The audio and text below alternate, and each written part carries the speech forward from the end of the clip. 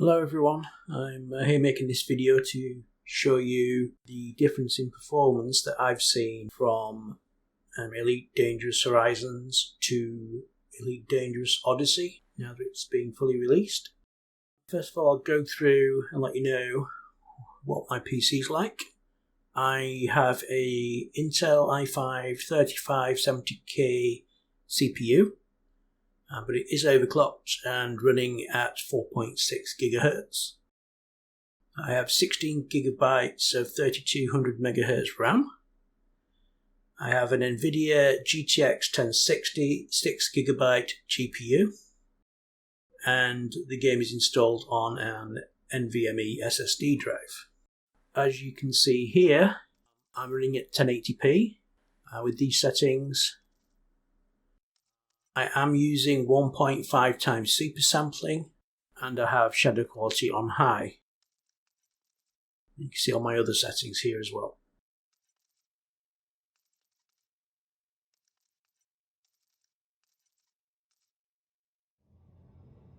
You can see here in Super Cruise that I'm getting between 110 and 120 FPS.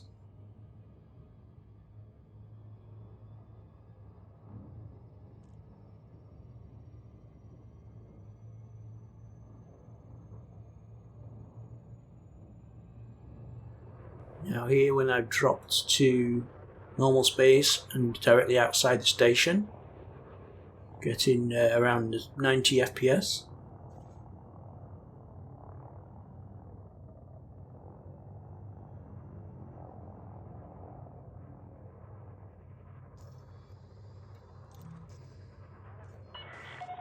Request approved. Please head directly for Bay 03.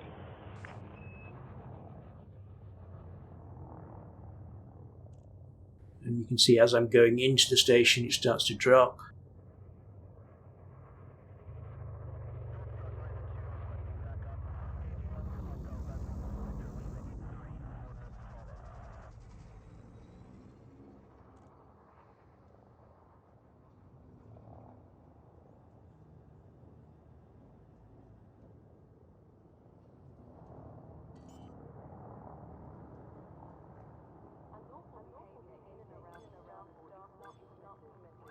Landing gear deployed. Down to a minimum of, I think, 62 here yet in the station when I'm docked. Engaging docking restraints. You are most welcome, Commander. Now here we are in Odyssey. Just to show you, I'm using the same settings. Super sampling on 1.5, shadow quality on high as well, and all the same settings.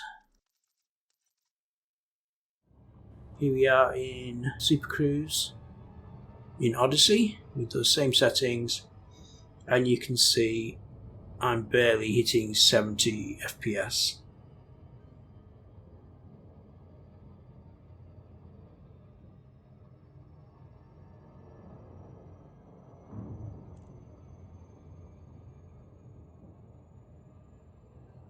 Now in the same position around the same station, you can see I'm at 40 to 50 FPS.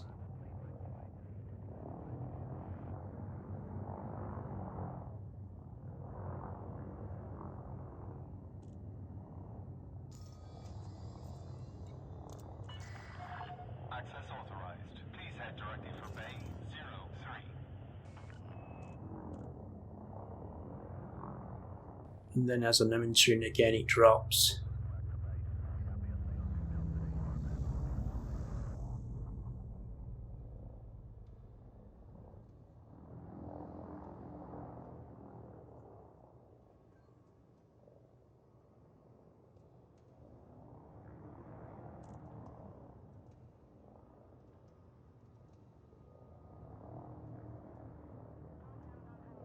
Access to docking facilities requires flight control authorization.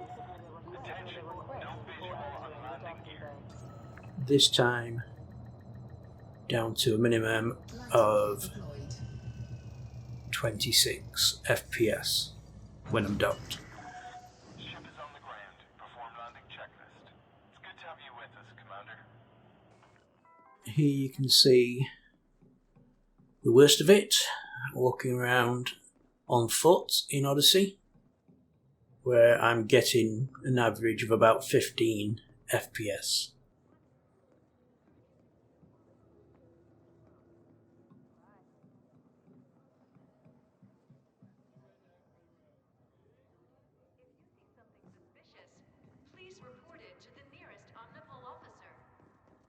Now I'm going to drop the quality settings. I'm going to drop the shadow quality to low and turn super sampling down to 1.0.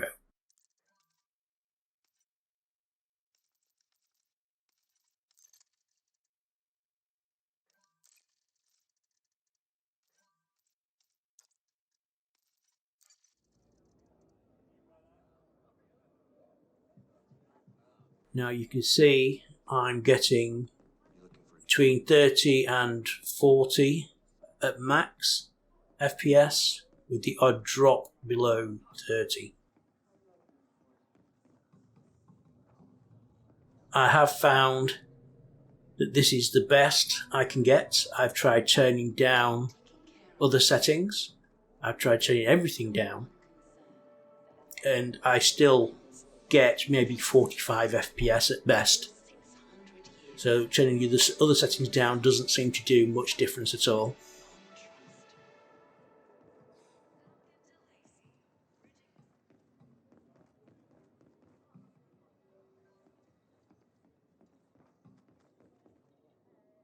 Just to give you a better idea of the difference, here we are back in Horizons on the lower quality settings. I've lowered the shadows down to low and the super sampling down to 1.0 in here as well.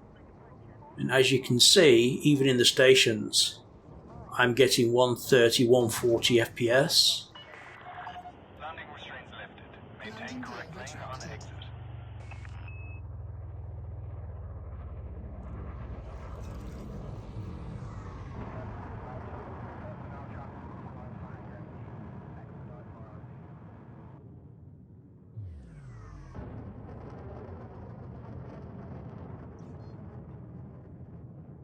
Frameshift drive charging.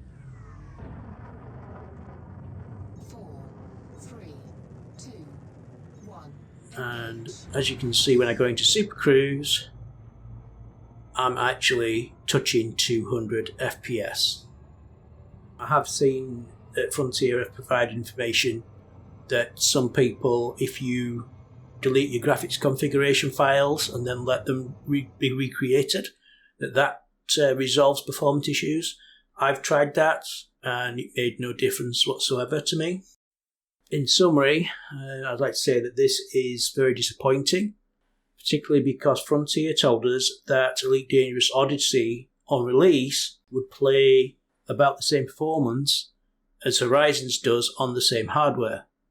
This is clearly not the case at all, and at the moment this is not much different to what we had in the alpha. Very disappointed. Either Frontier have straight up lied to us, or they didn't realise this, change in the gaming graphics was going to affect the performance as it has. I mean, it's their job to know this. So either they've completely lied to us, or they're incompetent. Either way, it's very disappointing, and it makes them look very bad.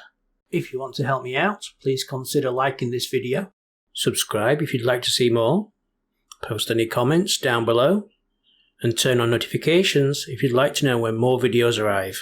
Until next time, Commanders, 07.